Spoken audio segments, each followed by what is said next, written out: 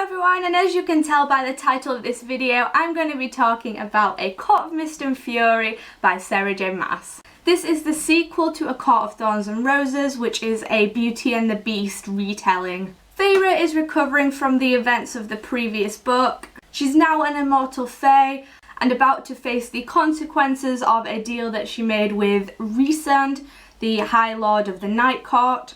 Her side of this bargain requires her to spend 1 week of every month with Rhysand. Now, when you're about to get married to someone else and you're immortal, that's going to put a strain on your relationship and also a deal that's going to last quite a while. Cool factoid, Sarah J. Maas actually wrote A Court of Thorns and Roses before she wrote Throne of Glass. This was one of my most anticipated reads for 2016 and I hated it.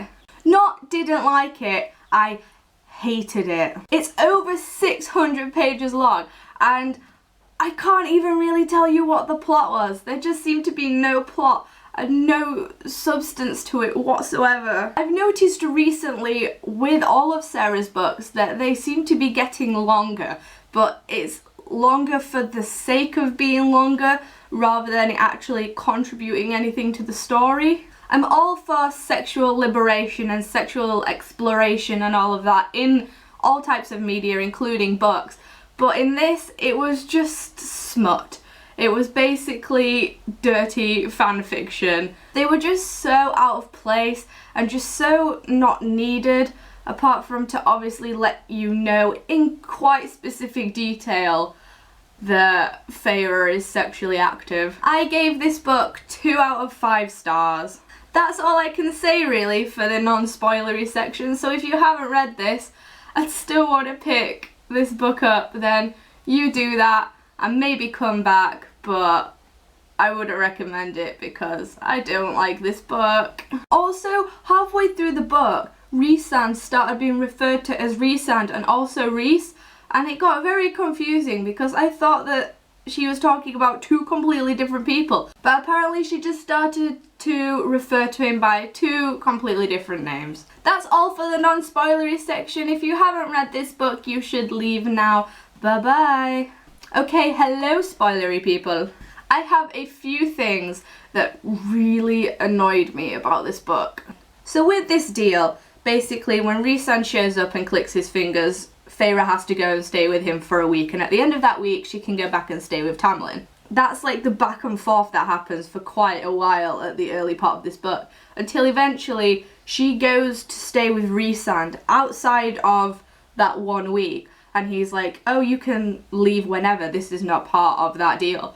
And she writes a letter to Tamlin telling him she's not coming back, bearing in mind how she's made it so obvious through the narrative and all of her inner thoughts that she hates Rhysand, that he's creepy and weird and she cannot stand him. She decides to stay with him, and I just don't get that.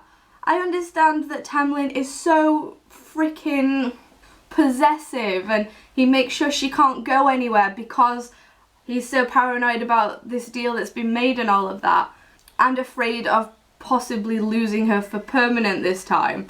But you wouldn't go and stay with Rhysand.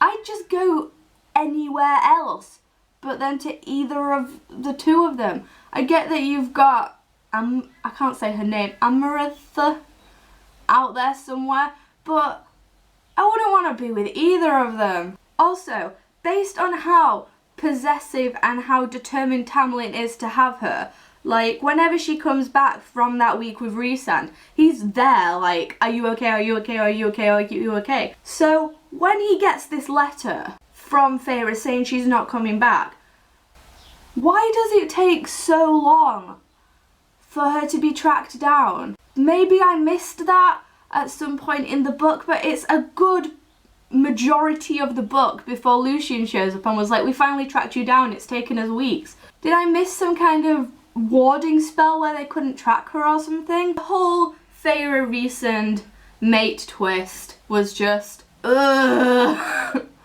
I had a feeling that it might be coming. I could see it being one of those relationships that goes from them hating each other to being in love with each other, but I can't get over how creepy Rhysand is and how creepy the bond is and the whole mind link thing, and then for him to turn around and go, we're mates, didn't you feel it when you died and the bond was made and all of that. I'd leave. I don't understand. She's just like completely resides herself to being with him when he's essentially the same as Tamlin in a way, because their whole relationship stemmed from the fact that they were spending time together because of a deal that they made where he said she has to spend 1 week of every month with him. It's like some weird kind of Stockholm syndrome. I'm so disappointed because I enjoyed the first one so much, and I don't know what it is, but whatever was in the first book that made me really enjoy it wasn't in this one. I'm just so let down. I'm just so sad that it wasn't as good as I thought it was gonna be, but that's why you shouldn't really build books up in your head anyway. Let me know in the comments below if you've read A Court of Mist and Fury and what you thought about it, and I will be back soon for a new video. Bye!